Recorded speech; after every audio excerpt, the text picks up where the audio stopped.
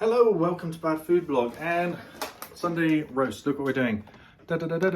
Sage and onion, stuffed pork, shoulder joint. Yeah, I'm trying to read that backwards on a mirror, so excuse me when I can't read backwards whilst I'm being filmed. Very disturbing. Anyway, this is what we're going to be cooking. We're going to have it with some potatoes, some peas, which I don't have out yet because they're frozen, and some Yorkshire puddings.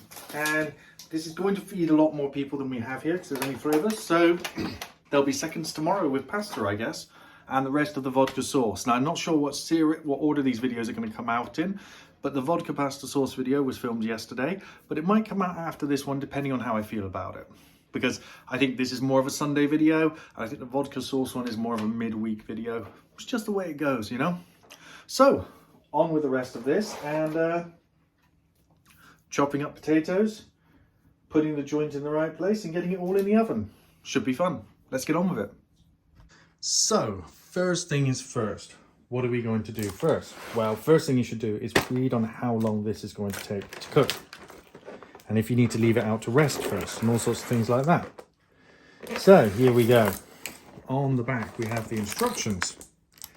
And they say, before cooking, preheat oven to 190 degrees or for a fan-assisted oven, 170 degrees or gas mark 5. Remove all packaging from the joint. Place the joint into a roasting dish. Cover with foil and place in the middle shelf of the oven and cook for 1 hour, 40 minutes. So, 170 degrees centigrade. And then obviously I'm going to have to get my assistant and my son some snacks because this is going to take at least a... okay, let's read the rest of the instructions now that we have the oven on.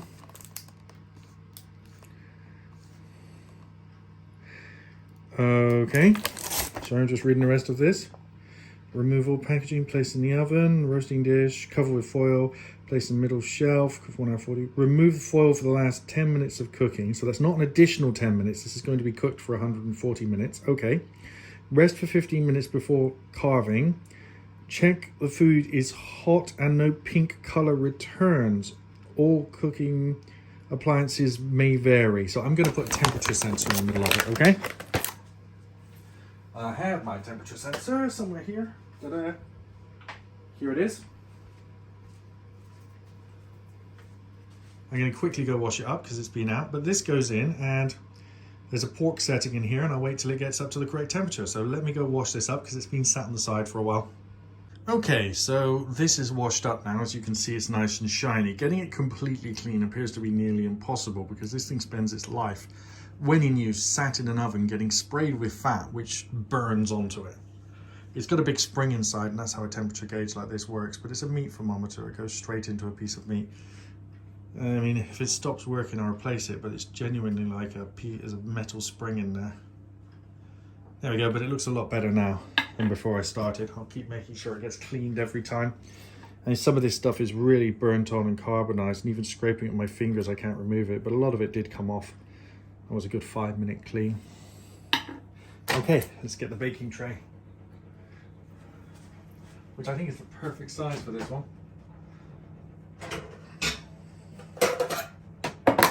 This IKEA one should do the trick. Now what I want to do is suspend it in there, because it's a roasting tray, it needs to be cooked on. So I think I have something pretty neat.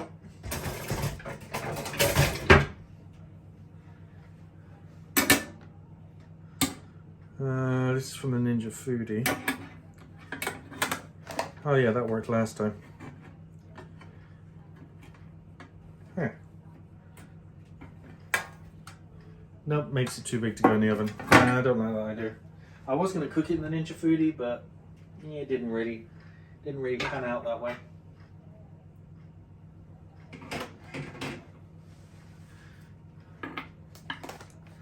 Right, let's get this in the roasting tray. Got to remember to wash my hands after touching this because number 1 thing and number 2 thing, this is extremely, I'm going to pick it up with something.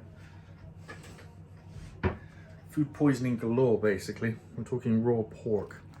Hup. Hey, no.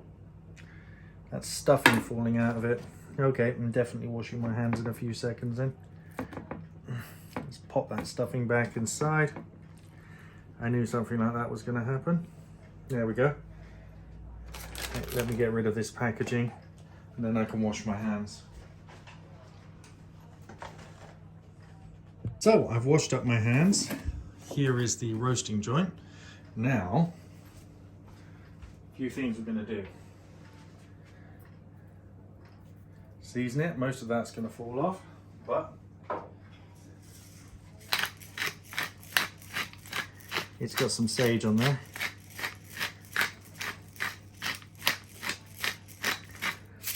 But that's needed. Let's get the foil, which is exactly what we need. So I was just checking the camera was filming. I've had a few instances where it stopped filming. So we're looking for loosely covered in foil.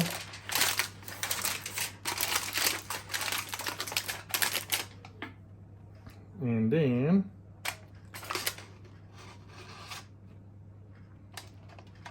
oops, no.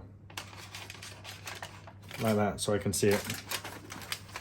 Right, let's go put this joist thing in the oven.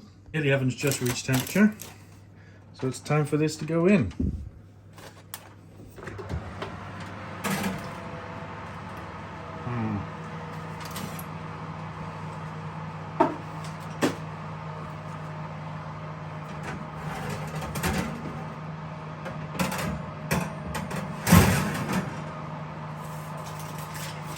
Best laid plans of mice and men and all that. Right. Perfect. Now, back to the potatoes.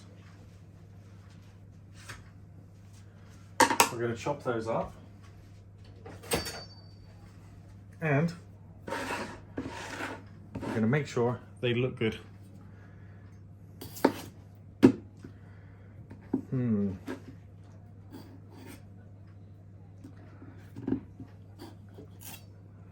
Some bad bits of potato there.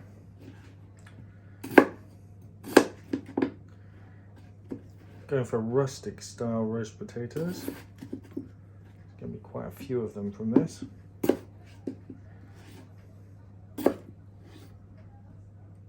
I don't want them all the same size either. Some need to be smaller than others, some larger. Some sort of purposefully randomly cutting the potato.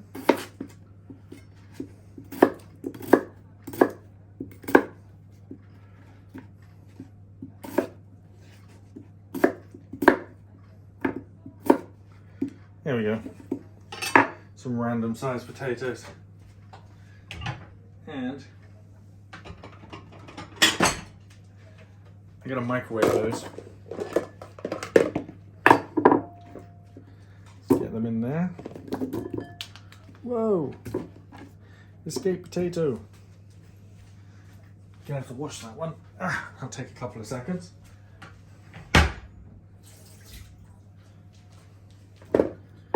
There we go. And I'm going to season the outside of the potatoes a little bit.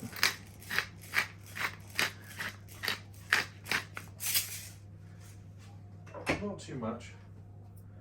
They're going to be roast potatoes just because I'm going to want them to taste nice. And I'm going to microwave them with a little bit of olive oil on the outside, just to give them a bit of extra flavour.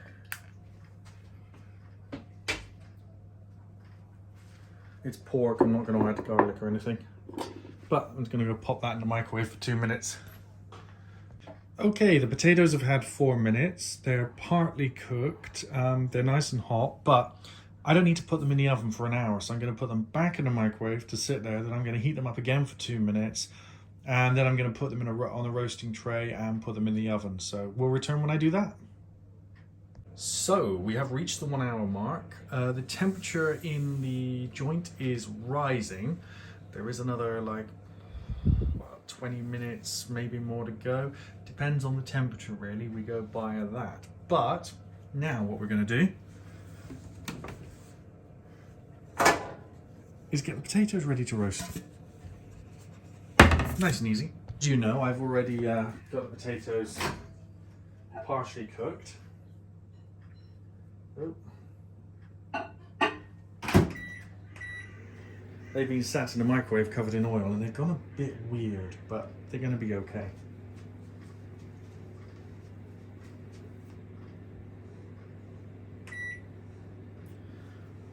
Just microwave them for a minute, I'll be back. Oh, here are the potatoes, and in the pan they go. They've already been partially cooked and they're ready for the off into the oven. In the oven they go. Top of the oven. Ooh, nice smell coming off of them. And we'll see what they're like in an hour or two. I'm kidding. It'll be 20 minutes, maybe 30, probably more like 30. They're going to stay in the oven when the joint comes out to rest. We'll come back to that later.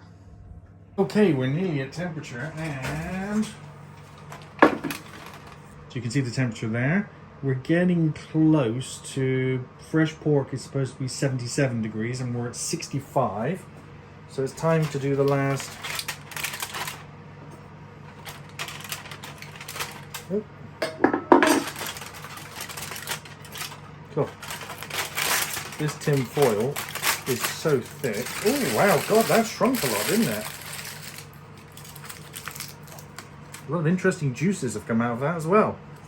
That's a very different looking steak as to when we put it in, isn't it? Wow, have a look at that. Oh, and there's some lovely juices in the bottom there. Right, it's going in the oven for a few more minutes.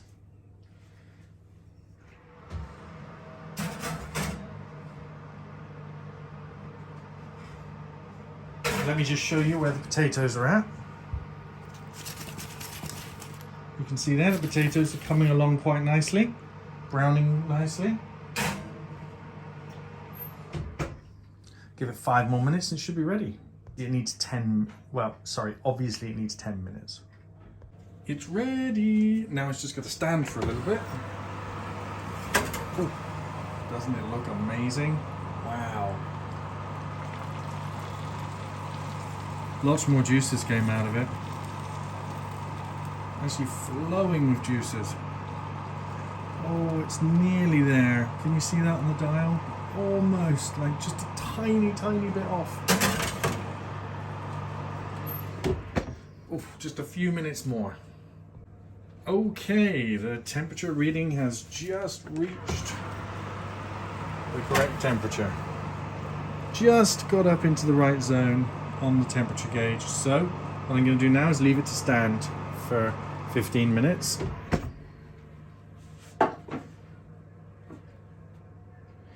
It will continue to cook and even the temperature out for a little bit. Now,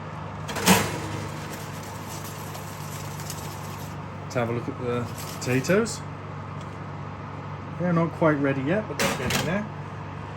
Let's leave them to soup up some more heat for a little bit. Oh, we have a quick look at it here. Yep, temperature's still going up internally. There's all sorts of juices still pushing their way out of it. Smells wonderful. Leave it to stand for a little bit. Might put some of that, put some foil on it, just so it doesn't cool down too much.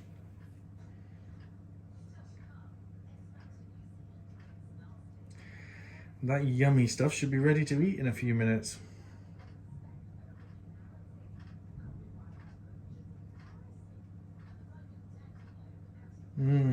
Doesn't it look wonderful?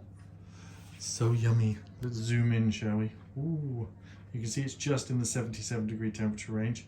If you look here, there's a little bit of juices just, can you see that flowing out of it? That's what we're leaving it to rest, so it stops doing that sort of thing. Okay, there we go.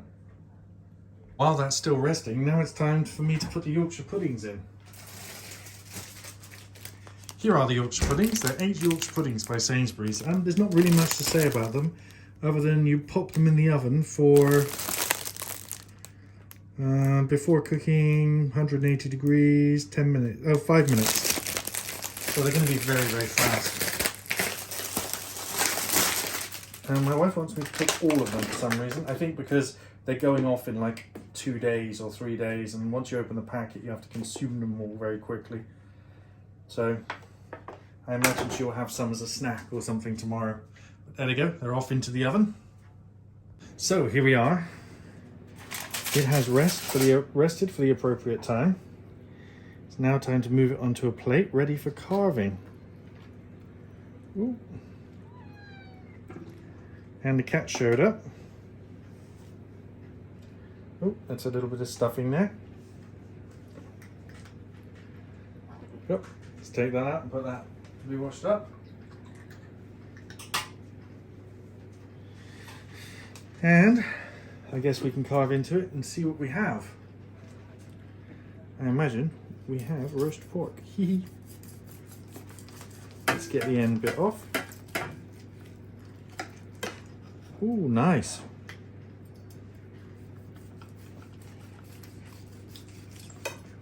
And another slice. Oh, it's falling to pieces. It's really, really nice.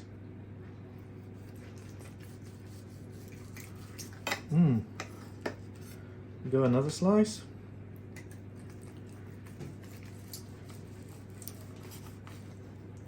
There you go, another one. Wow. Yep. Let's get another slice. And that's going to probably be enough. Oh, I have to take that out, otherwise it's going to make it fall over. Wow. And to make the gravy, going to need to boil the kettle, and I'm going to add some of this lovely stuff here, which is the fat and the juices from that. Not all of them, just enough that we have some of the flavour and some of the fat in the gravy.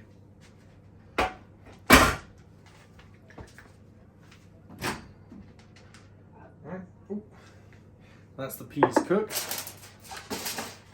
I believe it's also time now.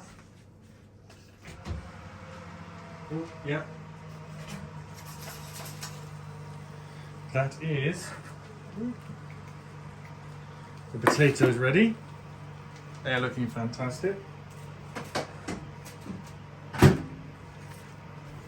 Need to move the camera out a bit. There you go. Potatoes are ready. And the Yorkshire puddings are ready. Ta-da! Everything done at the same time. So now, need to get this junk out of the way, get some plates and start serving up. Although the most interesting thing to me at the moment is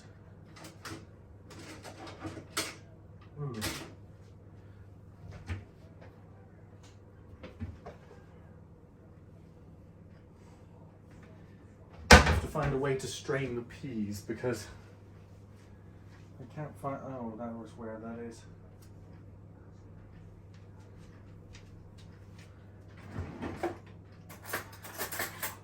Just gonna have to use a fork and an oven glove. Oh, I don't think that bowl's that hot. No, it's not. Oh, it is pretty hot.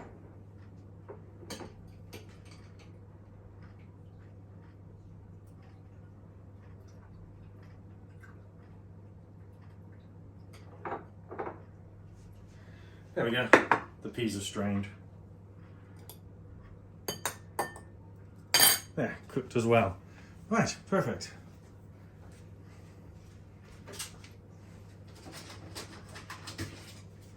One of those to serve the potatoes. And a spoon to serve the peas.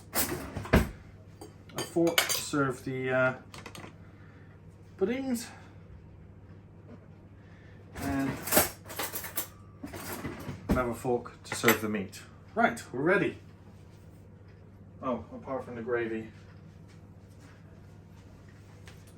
Which, first of all, I'm going to pour off that fat. just want the flavour and not all of that fat.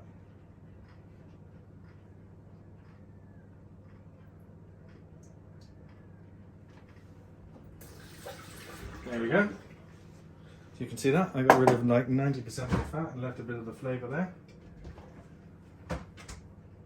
I don't actually think we have any gravy granules. Ah, found them. Just need to boil the kettle. I'll pause the video while I do that. And here we go. A little bit of water in to make the gravy. That's about enough.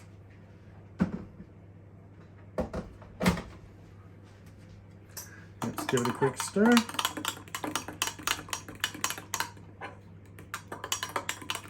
That should thicken up a tiny bit. There we go. Cool, now, the next plate. This is my wife's one. I've already done my son's, he didn't want any gravy.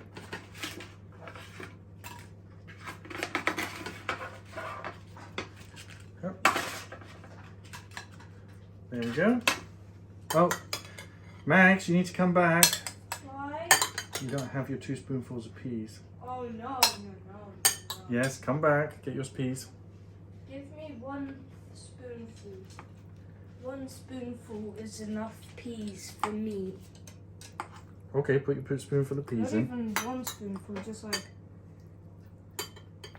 I'll eat this many peas. No, whole spoonful. This. Yep, go on. And there we go. And now, do you want to put your own gravy on? Just all over.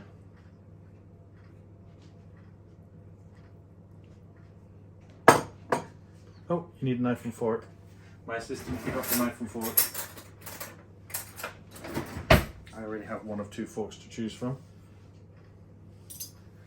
And now, my plate, I'm only going to have 1 Yorkshire pudding and that piece of meat which has string in it. That bit of stuffing. That bit of stuffing. And the giant end bit. Yay! And I'm going to have 2 Yorkshire puddings. I'm leaving 1 spare one though. How many peas did you have, Max? I don't know. A whole spoonful? Well, you could say like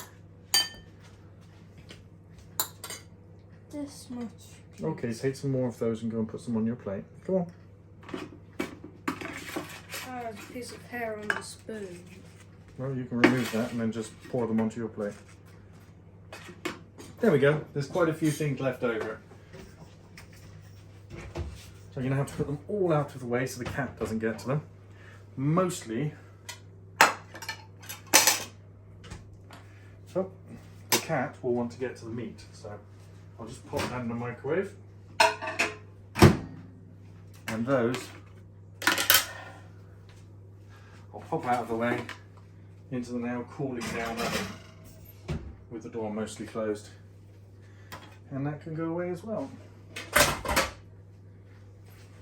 And now, try the gravy. Ooh, doesn't that look yummy? And now for the taste. We'll start with the pork. This is the outside bit, so this is going to be the toughest. Really nice. Let's try some of the stuffing.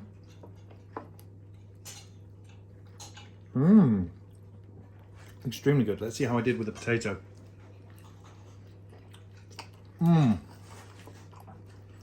Yeah, really, really yummy. Oh, wow.